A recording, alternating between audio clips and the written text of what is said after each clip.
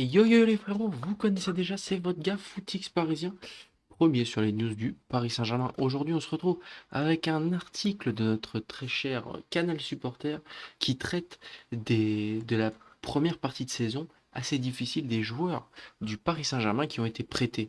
On sait très bien que c'est un gros problème pour le PSG. On se rappelle notamment des années dernières, l'année dernière et même l'année précédente, où le PSG avait énormément de joueurs en prêt qui n'arrivaient pas à vendre. Je pense à Milan Skriniar l'année dernière, Carlos Soler, Demarco Asensio, qui fonctionnaient pas bien. Je pense à des Juan Bernat, à des joueurs comme ça. Et donc c'est toujours intéressant de voir un petit peu le point de ces joueurs-là. On voit ça tout de suite la team. Footix parisien pour vibrer chaque jour. Les couleurs de Paris, c'est l'amour toujours. Actu déchaîné, prépare-toi au détour. PSG, c'est la vie, la passion, le parcours. Alors, on va se concentrer déjà sur notre premier joueur, euh, qui pour moi est un joueur auquel je suis plutôt attaché, même s'il n'a pas énormément joué avec le PSG. C'est Randal Colomani. Pour moi, Randal Colomani, c'est quoi? C'est presque la victoire en Coupe du Monde pour l'équipe de France. C'est un début un peu prometteur avec le PSG, même si moi, je vais pas vous mentir que depuis le début, j'y croyais pas beaucoup. Pour moi, Randal Colomani, c'est une erreur de casting, c'est plutôt un bon joueur, un joueur assez physique, qui manque clairement de technique, du coup, qui n'est pas un joueur du tout pour Luis Enrique, lui qui est arrivé pourtant l'été où est arrivé Luis Enrique, qui est arrivé au dernier moment, moi honnêtement je comprenais pas, surtout avec l'arrivée en même temps de Gonzalo Ramos, qui lui non plus d'ailleurs n'a pas le profil. Donc on peut voir que on se rappelle, euh, Colomani qui avait déjà été prêté à la Juventus de Turin l'année dernière en deuxième partie de saison, euh, qui avait fait une plutôt bonne deuxième partie de saison, si je dis pas de bêtises, il avait marqué 10 buts, fait quelques passes décisives, il rentrait dans les schémas du coach. Puis la Juventus avait voulu le recruter, mais malheureusement, ça n'avait pas fonctionné parce qu'il voulait un prix plus bas que celui que voulait le vendre le Paris Saint-Germain. Donc le PSG a décidé de ne pas le vendre à la Juventus de Turin et de le prêter alors à Tottenham. À Tottenham, il n'a pas eu beaucoup de confiance du coach. Et surtout, en fait, ce qui se passe, c'est que c'est un peu comme au PSG, il est trop peu efficace, en fait.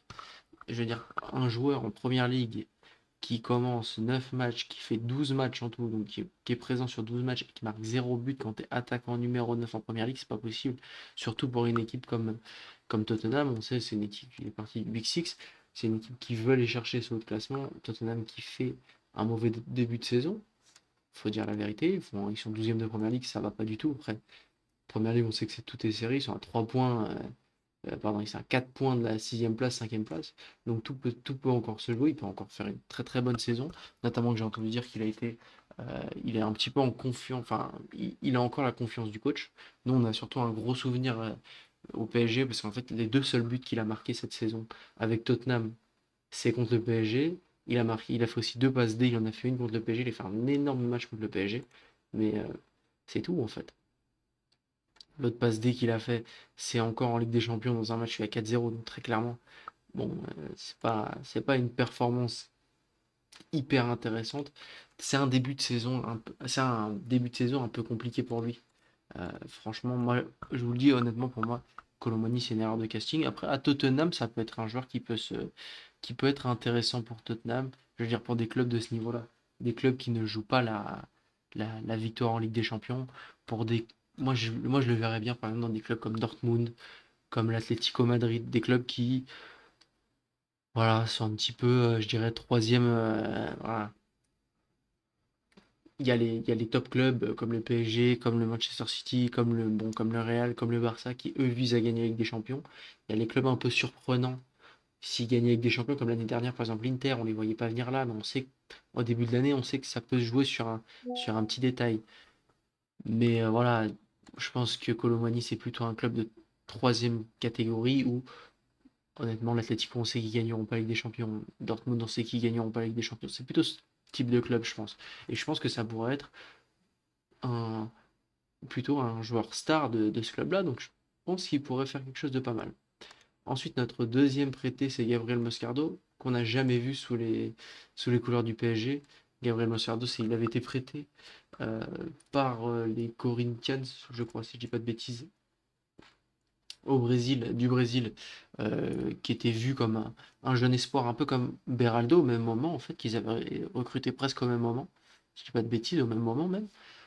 Cependant, il avait été recruté un peu blessé, donc il avait été acheté puis reprêté là-bas pour qu'il fasse des soins. Ensuite, il avait fait une saison à Reims où ça s'est vraiment pas bien passé.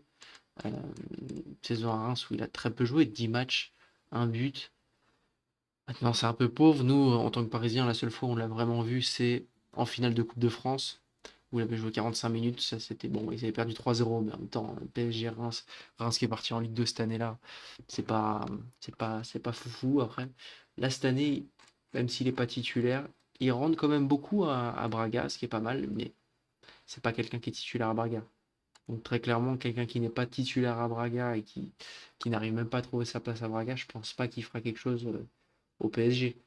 Même si on peut voir qu'il a quand même fait quand même quelques matchs en Europa League. Voilà, 7,6 de notes, c'est quand même pas mal. Voilà, c'est un joueur qui malheureusement a des soucis un petit peu de santé qui font que il est mis en dehors des terrains. Mais bon, voilà, il a encore 20 ans. Ça peut encore être pas mal. Je sais pas s'il est dans les plans de jeu de Luis Enrique. Pour être tout à fait honnête, je l'ai pas énormément vu jouer parce qu'on l'a jamais vu jouer sous le maillot du PSG, donc c'est un joueur auquel on n'est pas très attaché. Donc voilà, je vais pas me taper les matchs de Braga pour savoir s'il est bon ou non. Bon, le troisième joueur qui lui, par contre, on l'a vu jouer sous le maillot du PSG, qui n'est pas forcément un très bon souvenir, hein, je dois vous l'avouer. Euh, Même si c'est un super joueur, Renato Sanchez, le meilleur jeune de 2016 à l'Euro, hein, il a fait un très gros Euro 2016. Ensuite recruté au Bayern, c'était moyen. Ensuite, il avait fait sa résurrection à Lille, où là même ils avaient gagné le titre, où il n'était pas pour rien dans ce titre. Mais ensuite, il a été recruté par Galtier. Et là, depuis, pareil, trop de blessures, trop de problèmes.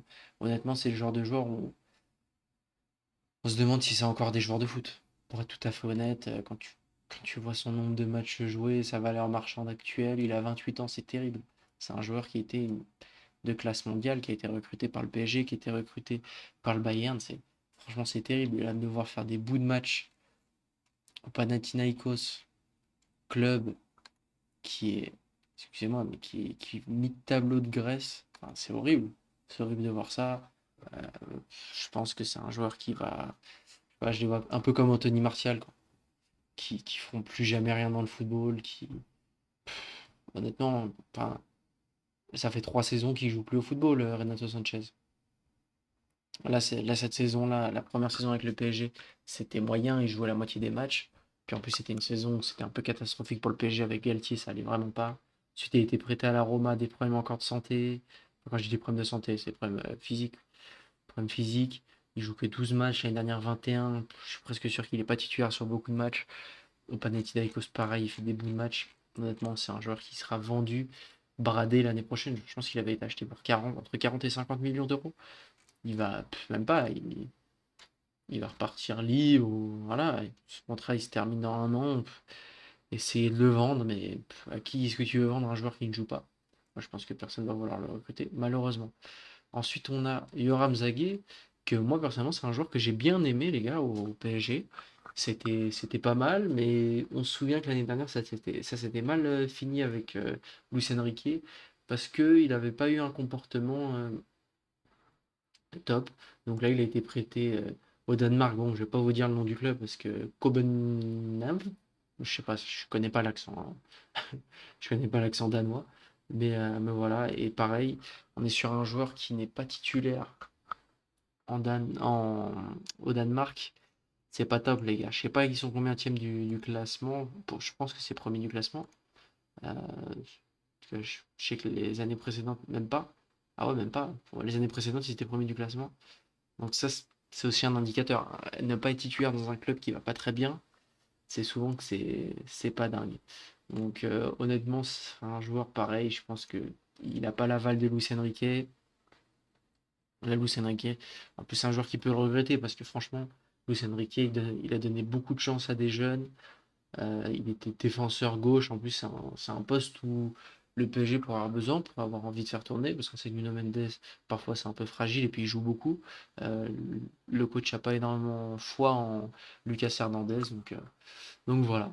Honnêtement, c'est un joueur qui pourrait avoir quelque chose à aller chercher au PSG, mais qui malheureusement, je pense, son histoire avec le PSG va s'écourter, à part s'il arrive à se remettre d'accord avec Luis Enrique. Mais bon, on connaît Luis Enrique, parfois il est un petit peu tête de mule. Donc voilà les gars, c'était ma petite vidéo de retour. En 2026, on va faire des vidéos de news du PSG. On va essayer de tenir le rythme, parce que là, en fait, je vais pas vous mentir, moi j'ai eu une petite baisse de régime en cette fin d'année avec le PSG. Bien sûr, je suivais les matchs, bien sûr que voilà, mais j'étais un petit peu moins dedans parce que le PSG était. Il y avait beaucoup de blessés. On a tellement vécu des moments énormes en cette fin d'année 2024, 2024-2025, ouais, qu'il y a eu une petite redescente. Il y a eu toutes les blessures, Dembélé blessé, Doué blessé. Moi, j'ai un petit faible pour Barcola qui a fait un pas très bon début de saison. Donc voilà, c'est toutes ces petites choses-là qui m'ont fait. Même si, voilà, on est toujours passionné, on est toujours là-dessus, mais j'étais un petit peu moins dessus. Voilà, je vais être honnête avec vous. Donc voilà, les gars. Ciao, ciao!